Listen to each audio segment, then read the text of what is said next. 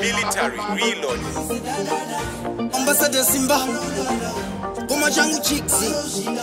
Irondo Beating, Lati Wakawanda, Fightis Kaisa, Kundisimbisa, Asinda Katemba, Songondirasisa, Ishanda Vasivira, Zinondi Tembesa, Vanu Yesindo Dagutindi Bovasisa, Malonti, Uzapoya Manteti, Manu, Ane Art, Lati Dare Ombe, Koma Namu, Ombe, Tongora Patifura, Ombe, Maema, Wanda Vaini, Kankure, Echimba Changu, Ichichema Gitare, Choeta, Chokwadini, Nditaure, Ndisinga Nyare, Vanovenga Vasafare, Wanda Vaini, Kankure, Echimba Changu, Ichichema Gitare, Choeta, Chokwadini, Nditaure, Ndisinga Nyare, Vanovenga Vasafare, Bangwe, Banchandisira Chisimba, Bangwe, Vetoda Kundi Viringa, Asi, Koma Paskatanga, Danganda Cheka Unge Banga, Shikanzinya Sharku Porisha, Kufanisha, Kufinisha, Pese Panda Shikandova Shusha, Netangetiza Pressure, Disina Pressure, Nyasha Ishasha, Luda Kuva Uza, Ema, Wanda Vaini, Kankure, Nechipa Changu, Ichichema Gitare, Choeta, Chokwadini, Nditaure, Ndisinga Nyare, Vanovenga Vasafare,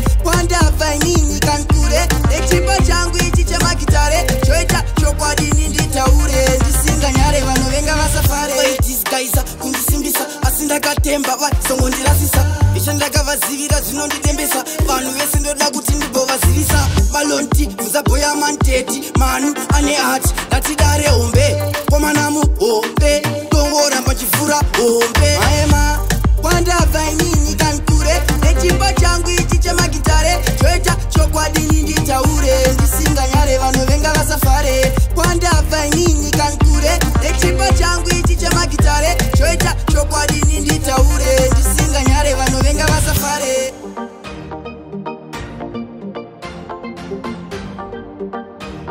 You don't know viewers and subscribers. For more entertainment, like and subscribe at Military Reload. Military reload.